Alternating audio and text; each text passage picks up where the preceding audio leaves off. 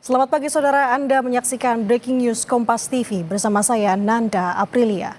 Saudara, hari ini Litbang Kompas merilis survei Pilkada Jawa Barat 2024 yang diselenggarakan pada 1 hingga 9 November 2024. Pilkada Jawa Barat ini saudara diikuti oleh 4 pasangan calon, yakni Paslon nomor urut 1 Acep Adang Ruhyat dan Gitalis Dwi Natarina, dan Paslon nomor urut 2 JJ Wiradinata berpasangan dengan Ronald Surapraja, kemudian Paslon nomor urut 3 Ahmad Saiku dan Ilham Akbar Habibi, serta Paslon nomor urut 4 Deddy Mulyadi berpasangan dengan Erwan Setiawan.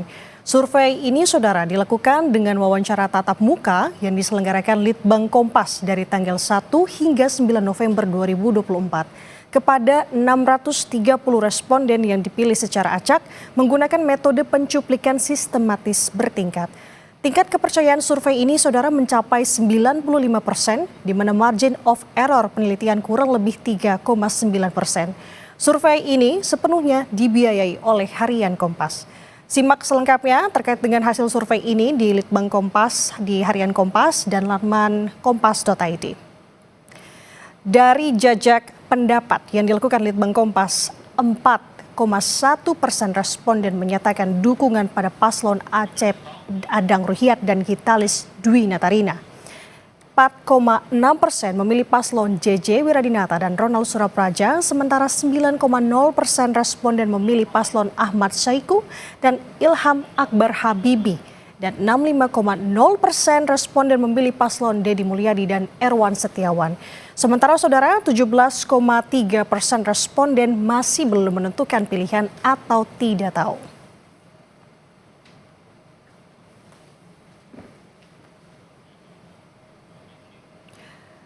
Kemudian survei Litbang Kompas juga memperoleh data sebaran dukungan pemilih sejumlah parpol di Pilkada Jawa Barat 2024, saudara. Mulai dari pemilih Partai Kebangkitan Bangsa, Partai Gerakan Indonesia Raya atau Gerindra, Partai Demokrasi Indonesia Perjuangan atau PDIP, Partai Golongan Karya, Partai Nasional Demokrat, Partai Keadilan Sejahtera, Partai Amanat Nasional, dan Partai Demokrat. Kita akan perjelas dari masing-masing partai, saudara.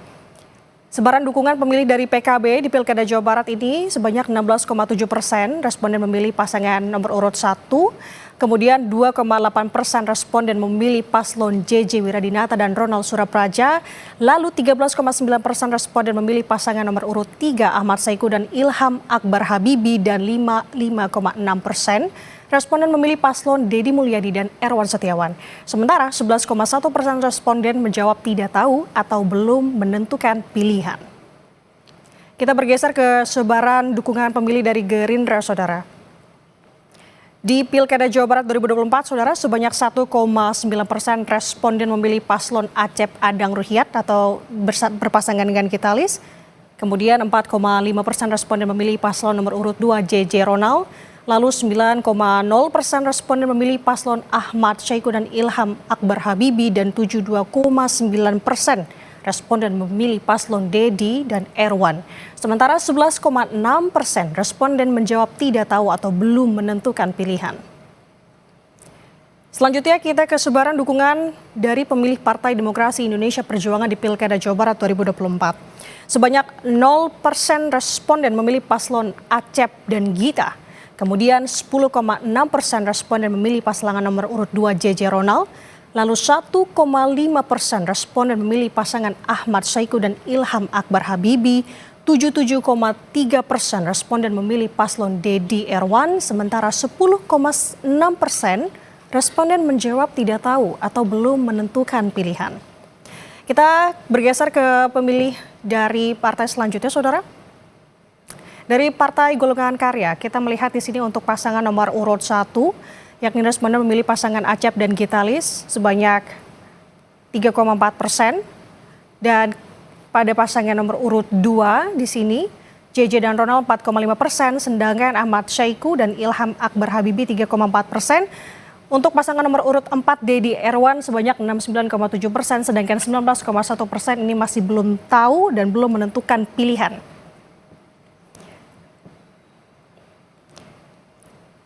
Nah, kita bergeser ke partai lainnya, saudara.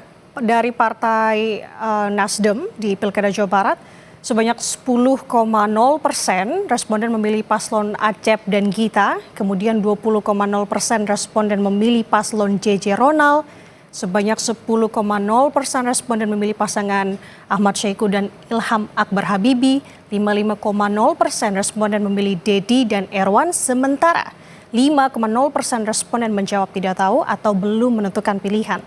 Kita bergeser ke partai lainnya, saudara, dari Partai Keadilan Sejahtera di sini atau PKS, di mana kalau di Pilkada Jawa Barat sebanyak 4,6% responden memilih paslon Acep Adang dan juga Gitalis Dwi Natarina, kemudian 1,5% responden memilih JJ Ronald, lalu 29,2% responden memilih pasangan Ahmad Saiku dan Ilham Akbar, 50,8% responden memilih paslon Dedi Mulyadi dan Erwan, sementara 13,8% responden menjawab tidak tahu atau belum menentukan pilihan. Kita ke sebaran dukungan pemilih dari partai selanjutnya, saudara. Dari Partai Amanat Nasional, di sini 0% pemilih pemilih 0% untuk memilih pasangan nomor urut 1 Acep dan Gitalis. Kemudian sama dengan halnya untuk paslon nomor urut 2, kita bergeser ke paslon nomor urut 3. Di sini sebanyak 4,5% memilih pasangan Ahmad Saiku dan Ilham Akbar Habibi. Sementara untuk pasangan nomor urut 4 Dedi Mulyadi dan Erwan Setiawan di angka 81,8%, sisanya 13,6% tidak tahu atau belum menentukan pilihan.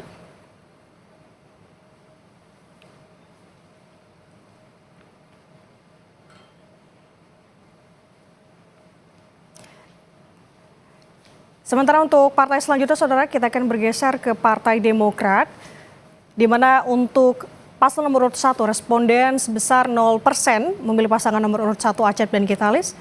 Dan untuk pasangan nomor urut 2 sama, sementara untuk pasangan nomor urut 3 Ahmad Saiku dan Ilham Akbar Habibi di angka 5,3%. Untuk paslon nomor urut 4 Dedi Erwan sebesar 78,9%, sementara untuk yang masih belum menentukan pilihan dan juga masih belum tahu sebesar 15,8%. Dan kita akan membahasnya bersama dengan peneliti Litbang Kompas terkait survei Pilkada Jawa Barat 2024 bersama dengan Rangga Eka Sakti, peneliti Litbang Kompas. Kita akan mengundangnya bersama dengan kami. Kita akan bahas dan kulik-kulik bersama. Selamat pagi, Mas Rangga. Selamat pagi, Mbak Nani. Sehat, Mas? Sehat, alhamdulillah. Sebelumnya terima kasih sudah bersama dengan kami di studio Kompas TV. Kita akan bahas terkait dengan hasil survei Pilkada Jawa Barat 2024 ini. Bisa digambarkan ini bagaimana cara bacanya dan juga maknanya seperti apa, Mas Rangga? Ya, jadi yang pertama memang kita bisa lihat ya dari sini bahwa tangkapan terakhir ya di awal November ini situasi peta elektoral di Jawa Barat itu sudah relatif mengerucut begitu ya ke satu paslon, yaitu Pak Dedi Mulyadi dan Erwan Setiawan. Memang ketika kita lihat juga yang belum menentukan atau tidak menjawab ya tidak tahu itu sudah relatif kecil ya, 17,3%. Ini kurang lebih mirip dengan angka orang-orang yang mungkin tidak memilih atau golput di pilkada sebelumnya. Jadi kalau kita lihat memang sudah relatif lebih firm lah menjelang pemilu. Oke. Ini kalau kita bisa melihat angka untuk pasangan nomor urut 4, Dedi dan Erwan, ini lebih tinggi dibandingkan dengan ketiga paslon lainnya. Kenapa bisa demikian, Mas Rangga? Ya, tadi mungkin salah satu puzzle untuk menjawab pertanyaan itu ya. Yes. Itu di bagian tadi bagaimana sebaran konstituen dari partai-partai pengusung ini tersebar gitu. Okay. Kalau tadi kan kita lihat memang pertama Pak Dedi dan Pak Erwan ini kan didukung oleh koalisi yang relatif besar begitu ya. Koalisi Kim 9 partai dan di dalamnya ada partai-partai yang suaranya di pemilu legislatif Provinsi Jawa Barat kemarin itu relatif tinggi ya. Nah, dari situ suara yang mengalir ke Pak Dedi Mulyadi dan Erwan Setiawan ini relatif solid begitu ya. Tadi di partai pengusungnya sendiri itu mayoritas jadi di atas 50% sudah mengarah ke paslon tersebut gitu. Dan ini trennya memang agak sedikit berbeda dibandingkan dengan paslon-paslon lain begitu. Kalau kita lihat memang Pak Acep Adang Ruhyat dengan Ibu Gitalis ini kan hanya diusung oleh satu partai begitu, PKB, dan sama juga dengan Pak JJ dan Pak Ronald yang didukung oleh PDIP saja begitu. Nah ini sudah didukung oleh satu partai, dukungan dari konstituen mereka pun relatifly kurang solid begitu ya, mengalir ke masing-masing paslon. Yang menarik juga adalah bagaimana pasangan nomor urut 3 ini ya, Pak Ahmad Saiku dengan Ilham Habibie ini yang juga relatif sulit untuk mengonsolidasi basis suara mereka begitu. Oke, yang menarik di Pilkada Jabar ini kan, apalagi kalau kita berbicara terkait dengan Kimples, di sini kan memang mereka punya jagoannya masing-masing begitu. Tapi tadi kalau melihat dari persebaran dari parpol sendiri, memang kebanyakannya lebih tinggi atau dibandingkan dengan ketiga paslon lainnya adalah untuk pasangan nomor urut 4 sendiri. Sebenarnya apa yang menyebabkan suara-suara ini mungkin bahkan di sebagai contoh di misalkan di PKB itu juga ternyata mendukung pasangan nomor urut 4. Ini kenapa bisa demikian, Mas Rangga? Yang pertama memang kalau kita merujuk pada pemilu sebelumnya ya, itu Pilkada di Jawa Barat ini kan secara tradisional itu terutama 2018 ya, itu kan relatif cukup ketat lah begitu. Cukup ketat, waktu itu Pak RK dengan Pak UU itu kan 32%, dan disusul oleh Pak Ajat sama Pak Ahmad Saiku ya waktu itu 28%. Nah ini memang lanskap yang agak beda nih Mbak. Nah bisa jadi pertama memang faktor kuatnya mesin partai, terutama mungkin Golkar dan Gerindra begitu ya di Jawa Barat yang secara dari pemilu 2019 kemudian 2024 kemarin itu cukup sukses di provinsi ini. Nah itu bisa jadi modal elektoral yang besar juga kan Mbak. Jadi infrastrukturnya itu sudah lebih mantap begitulah. Dan yang kedua memang pada akhirnya tadi ya kan setiap dari paslon ini mungkin punya basis-basis sendiri secara geografi juga begitu. Nah salah satu hal yang menarik juga di PKS ini kita lihat mungkin PKS ini kan punya basis yang cukup besar sebenarnya di daerah-daerah yang urban begitu ya. Taruhlah misalnya daerah Depok, kemudian Bekasi begitu. Nah mungkin di sini daerah-daerah yang secara tradisional itu sudah relatif kuat, nah itu belum, mungkin suaranya masih terbelah begitu di situ. Itu yang jadi alasan juga kenapa PKS ini suaranya relatif terbelah begitu ya, nggak utuh masuk ke Pak Ahmad Saiku dan Ilham Habibie. Oke, kita kembali lagi ke angka ini Mas. Ini bisa seperti ini apakah juga karena cara berkampanye di media sosial atau apa yang mereka lakukan ataupun ada terkait dengan kultur mungkin yang menjadi salah satu faktor? Kalau misalnya kita coba lakukan pendalaman ya Mbak, kalau kita coba bandingkan antara tiap paslon dari hasil tangkapan kita, mungkin tadi belum ditunjukkan ya, tapi dari hasil tangkapan kita yang lebih agak dalam itu memang terlihat ada pendekatan yang berbeda dalam hal sosialisasi politik begitu ya. Di 3 paslon nomor 1, 2, 3 itu memang relatif lebih dominan di media luar ruang seperti baliho, kemudian spanduk begitu ya. Dan kemudian mungkin media yang lebih konvensional. Sedangkan di paslon nomor urut 4 ini Pak Dedi dan Pak Erwan itu pengenalannya, jadi sebagian besar dari masyarakat Jawa Barat itu mengenalnya justru lewat media sosial begitu. Nah ini juga mungkin karena Pak Dedi dan Pak Erwan ini relatif lebih aktif begitu ya. Dan bahkan sebelum masa kampanye dan masa pencalonan tuh sosok-sosok itu sudah relatif muncul begitu Mbak di media sosial. Oke, itu tadi ya, berarti di garis bawahi sepertinya untuk outdoornya ya malah lebih menarik mungkin untuk di masyarakat Jawa Barat. Nah kalau yang masih belum menentukan, yang tidak tahu menjawab, ini gimana nih Mas untuk kemungkinan untuk untuk apa namanya yang masih undecided ya, yang masih belum menentukan pilihan itu memang relatif tidak terlalu besar di sini ya kalau kita bandingkan dengan beberapa provinsi yang kita coba tangkap kemarin. Nah bisa jadi suara-suara yang belum terkonsolidasi ini ya, yang masih belum teryakinkan ini bagian dari masyarakat yang memang cukup kritis begitu ya. Mereka masih akan menunggu, nanti kan ada debat di tanggal 19 kalau nggak salah.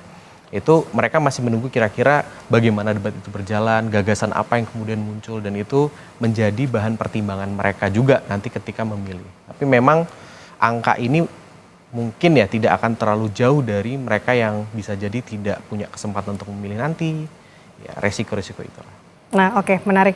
Nah setelah ini juga ada yang lebih menarik lagi nih tentunya, tapi kita tahan dulu saudara, tetap bersama kami di Breaking News Kompas TV.